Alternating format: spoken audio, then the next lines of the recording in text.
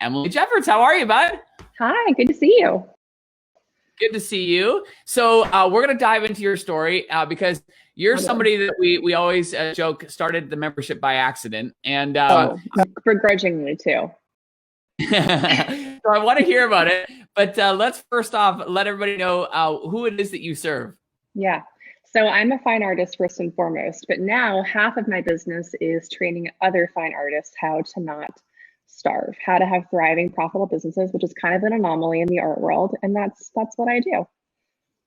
Talk to us about like what was going on before the membership. Like, we talk about that you grudgingly went into it. So what was going on beforehand, that led to that? Yeah. So I love teaching. I love conveying information. I love thinking things through logically, even though I'm a fine artist, and I definitely approach the world from that fine art perspective and that more creative perspective.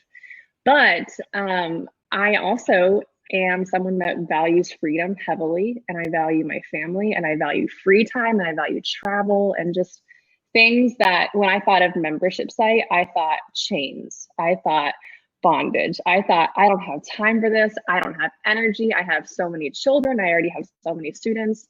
I teach a course called Making Art Work that is very time consuming. It's 12 weeks long, it's very intense, I love it. But there's an end date, right? Like, wait, I have 12 weeks and then we're done. And I kind of love that we finish, But last year I was teaching Making Art Work, and I realized something that I hadn't realized before, is that teaching to me is more of a relationship than it is just conveying information. Like, I don't want to just dump information into the world.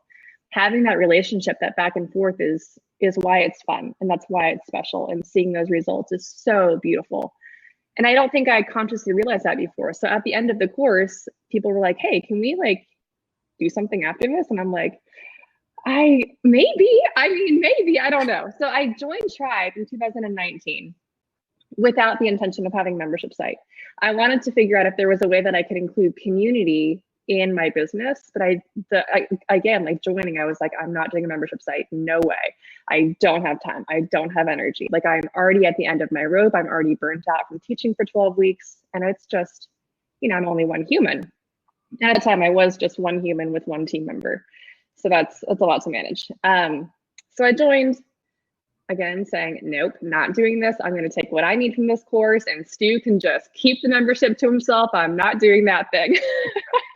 Which I know is ironic because that's what you teach, like membership sites. Come on. So by module 2, I had a membership site completely mapped out, and I was ready to go because it makes so much sense.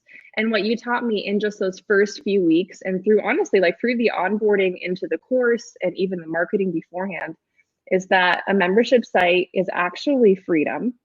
It's actually you being able to make this sustainable, whereas the course that I was teaching is not sustainable. I love it. I can do it for 3 months out of the year, totally fine.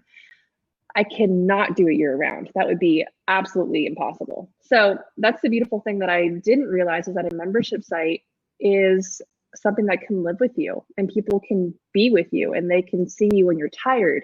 They can see you when you're strong. They can see you when you're thriving and when you need a break. And like, that relationship aspect in the education model is something that I didn't know that I could have, or that people would accept, because, we're all humans. We all have seasons of the year where we need a little bit of extra time, and ones that we're really on. And like, holiday season for the creative artist is very intense. And just that journey that I didn't know that I could go on with my people, that was so life-giving.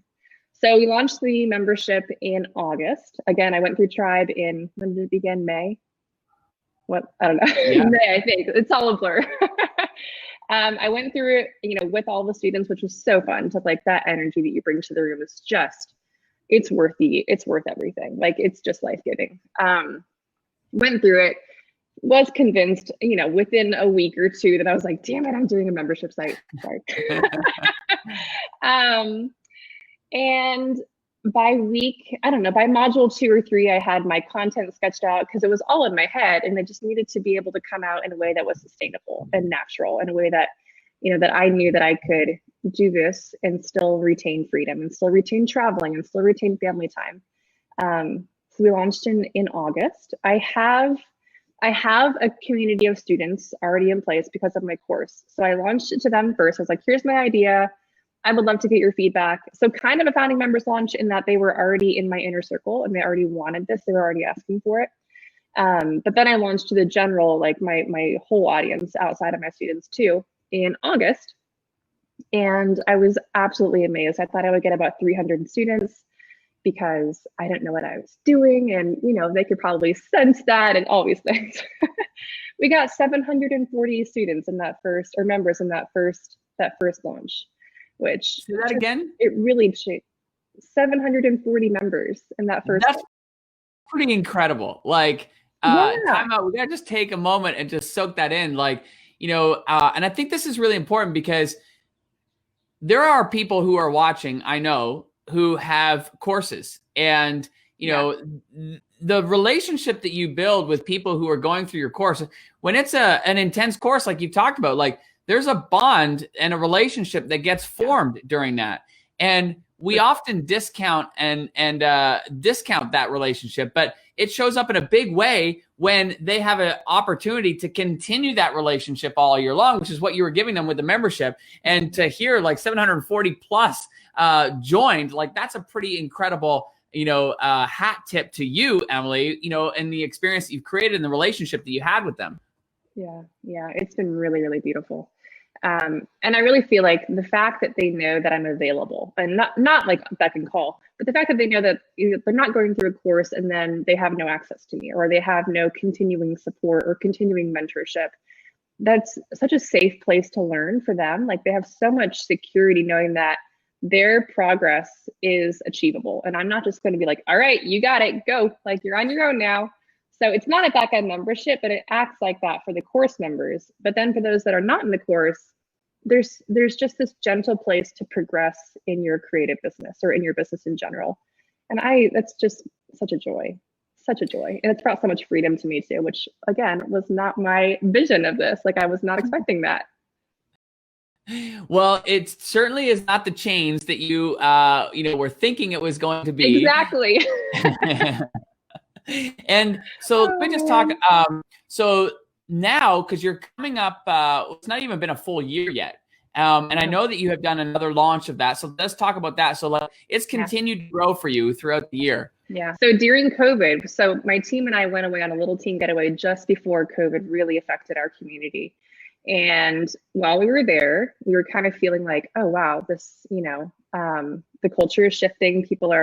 The tone in the world is changing. We could kind of feel it. This is early in March.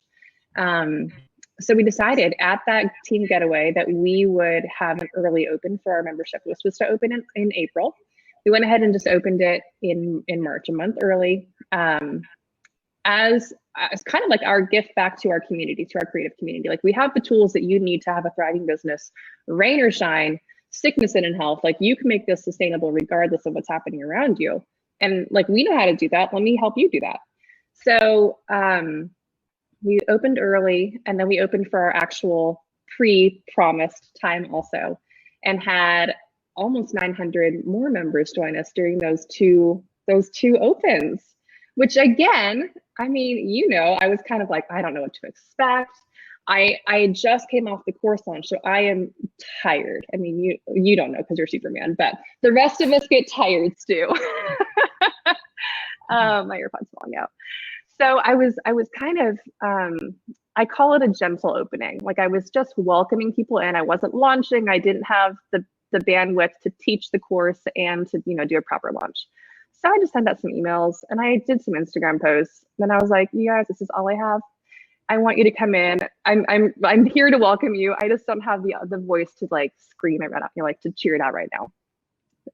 So I was so like deeply humbled and honored and excited at the response with that gentle opening model.